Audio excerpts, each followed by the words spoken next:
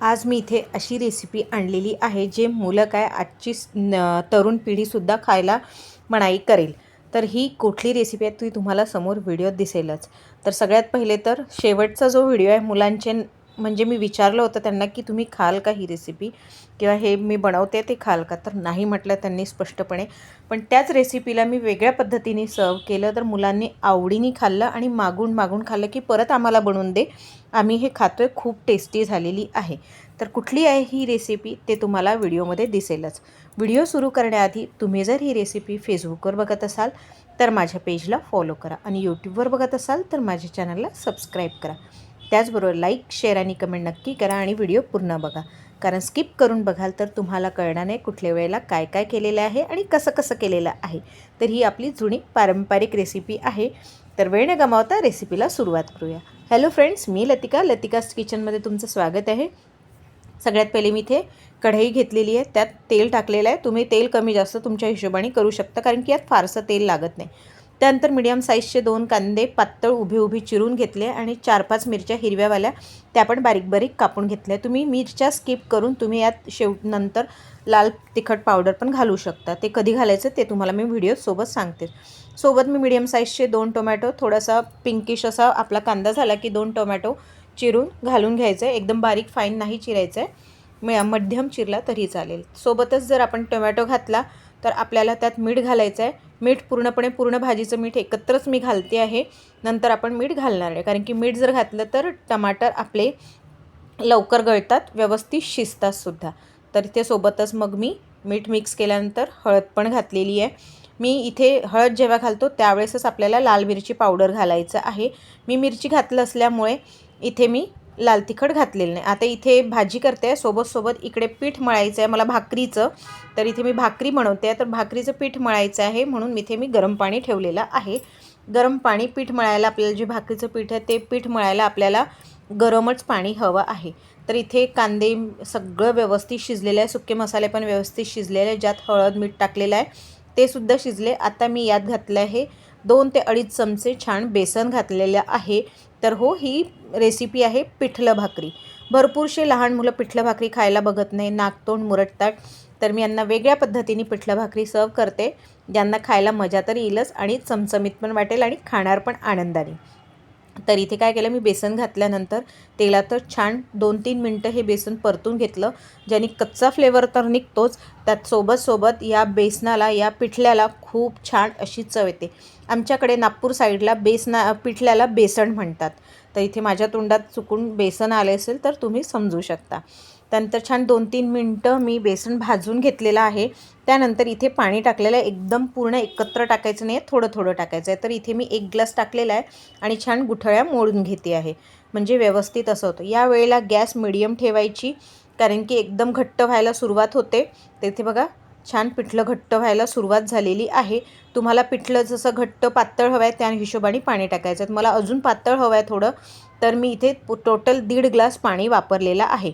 तर आता पिठलं मिक्स करून घेतलेलं आहे. सोबत इकडे भाकऱ्यांचं जे पाणी ठेवलं होतं भाकरी मळायसाठी ते पाणीसुद्धा उकळलेलं आहे. तर पिठल्यात मी कोथिंबीर घालून घेतली आहे वरतून आणि मिक्स करून घेते आणि याला झाकून शिजवायसाठी अगदी मंद आचेवर वेगळ्या गॅसवर ठेवून दिलेला आहे दुसरीकडे. तोपर्यंत इकडे आपण भाकरी करून घेऊया. तर इथे मी दुसऱ्या गॅसवर ठेवलेलं आहे, पाणी पण छान उकळलेलं आहे. आता आपण भाकरीचं पीठ मळून घ्यायचं आहे. तर इथे मी जेवढ्या भाकरी करायच्या तेवढं पीठ घेतलेलं आहे. चवीपुरतं थोडंसं मीठ घालायचं आहे, कारण की याच्याने चव अप्रतिम अशी येते. साधी भाकर जरी खाल्ली तरी खूप छान लागते. तर मीठ टाकून मी मिक्स करून घेतलं आहे आणि मधात बघा असा छोटासा खड्डा करून घेतलेला आहे, ज्यात आपल्याला पाणी घालायचं आहे. तर आता इथे मी पाणी घालून घेते, उकळत्याच पाण्याने घालायचं आहे आणि हात घालायचा नाही, यात चमच्याने मिक्स करायचं आहे. पूर्ण पाणी एकत्र नाही टाकायचं, थोडं पाणी टाकायचं, कारण की एकत्र टाकाल तर पीठ अगदी सैल होण्याची भीती असते. तर मी थोडं पाणी घातलेलं आहे आणि चमच्याच्या साह्याने हे मिक्स करून घेते. एकदम आपल्या चपातीसारखं पीठ मळायचं नाही आहे, याला आमच्याकडे उलोणी घेणं म्हणते. तुमच्याकडे याला काय म्हणतात या प्रोसिजरला ते मला नक्की कळवा.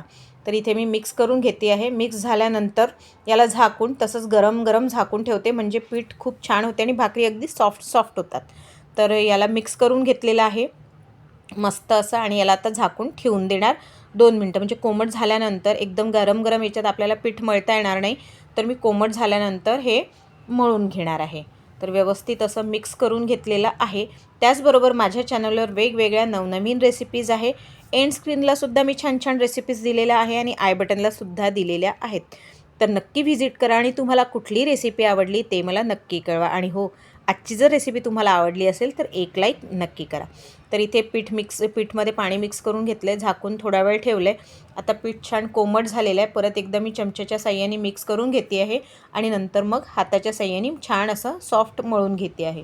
तर तुम्हाला जसं लाटता येईल भाकर, ही भाकर अगदी पोळीसारखी लाटता येते जर गरम पाण्याने आपण घेतली तर याच्याने मी छान हाताने मिक्स करून घेते आहे पूर्ण. जेव्हा माझी आत्या किंवा आजी आई जेव्हा भाकरी करायच्या तर एकत्र पूर्ण पीठ नाही मळायच्या, अगदी थोडं थोडं जेवढा गोळा भाकरी करायला लागेल तेवढा गोळा वेळेवर पीठ मळायच्या. खूप छान लागायच्या त्यांच्या हातच्या भाकरी. तर यात काय केलं, आता पाण्याची गरज पडेल तर थोडं गार पाणी घेतलेलं आहे पीठ मळायचं म्हणून. थोडंच करून पीठ छान अगदी मऊ असं मळून घ्यायचं आहे. एकदम सैल नाही करायचं आहे आपल्याला, मऊ असं मळायचं आहे. तर इथे बघा पीठ छान मळून झालेलं आहे. थोडंसं अजून पाणी घेते आणि छान पीठ मळून लावून घेते आहे मी. इथे आपल्याला तेलाचा सुद्धा उपयोग करायचा नाही आहे. तर आजची रेसिपी पिठलं भाकरीच आहे, पण हे बिस्किट पिठलं भाकरीची रेसिपी आहे. तर आपल्याला या भाकरीच्या बिस्किट्स बनवायच्या. तर पीठ बघा अगदी मऊ असं सॉफ्ट लागून गेलेलं आहे. इकडे बघा बेसन शिजते आहे, म्हणजे पिठलं शिजत आहे. इकडे गॅसवर मी तावा पण चढवून घेतलेला आहे, गरम झालेला आहे, कारण की आपल्याला गरम गरम याच्यात करायचं आहे. आणि भाकर लाटून घ्यायची आहे, चपातीसारखी पातळ लाटायची आहे. तुम्ही हवं तर जाडसर, थोडी जाड तुमच्या हिशोबाने लाटली तरीही चालेल. तर इथे मी लाटून घेतली आहे आणि कटरच्या साहाय्याने असे छोटे छोटे बिस्किटचे शेप देते. अगदी छोट्या छोट्या मिनी भाकरी म्हटल्या तरीही चालेल. तर या अशा मी कापून घेतलेल्या भरपूर साऱ्या. आता तुमच्या घरचे पण मुलं किंवा टीनएजर्स असेल किंवा चांगले तरुण मुलं असेल, भरपूरसे नखरे करतात पिठलं भाकरी खायला, तर त्यांना ही रेसिपी नक्की करून चाला. काहीतरी वेगळं समजणार पण नाही त्यांना की हे पिठलं भाकरी आहे म्हणून. तर गरम गरम तव्यावर हे छोटे छोटे भाकरी बिस्किट टाकून घेतले आहे. दोन्ही साईडनी छान भाजून घेतले आहे व्यवस्थित असे. हवं तर तुम्ही थोडंसं तूप किंवा तेलसुद्धा लावू शकता. तर मी इथे तेल तूप काही फारसं यूज केलेलं नाही आहे. जशा पारंपरिक पिठलं भाकरी असतात त्याच केलेल्या आहे, फक्त याला वेगळ्या पद्धतीने सर्व केलेलं आहे. तर इथे मी सगळ्या दोन्हीकडून छान अशा भाजून घेतलेल्या आहेत. आणि आता याला सर्व कसं करायचं आहे, यात काय काय घालायचं आहे वरतून, ज्याच्याने याची चव अजून जास्त वाढेल, ते पण तुम्हाला मी सांगते. तर सगळ्या बिस्किट भाकरी भाजून झालेल्या आहेत. आता इथे मी एक प्लेट घेतलेली आहे, त्यावर बिस्किट भाकरी ठेवल्या आहे. पिठलं टाकलेलं आहे, थोडं असं पिठलं टाकून घेतलं आहे. त्यानंतर इथे मी तिखट मीठ केलेलं आहे. तिखट मीठ म्हणजे तेलात मोहरी जिरं टाकायचं आणि त्यात मीठ आणि तिखट टाकायचं. गॅस बंद केल्यानंतर मीठ टाकल्यानंतर सरते शेवटी तिखट घालायचं आहे आपल्याला, नाहीतर तिखट करपून जाईल. त्यानंतर याच्यावर घातलेली थोडीशी कोथिंबीर, थोडीशी बारीक शेव, नॉयलन शेव येते ते, मुळ्याचे अगदी बारीक पातळ काप केले ते टाकलेत आणि सर्व केलेत. तर कशी वाटली ही रेसिपी ते मला नक्की कळवा. काय करत आहे, शेवटचं हे बघून घ्या. तू काय करत आहे? तर जेवणात आज पिठलं भाकरी खाणार? बरं ठीक आहे, काहीतरी दुसरं देते. ठीक आहे, ओके.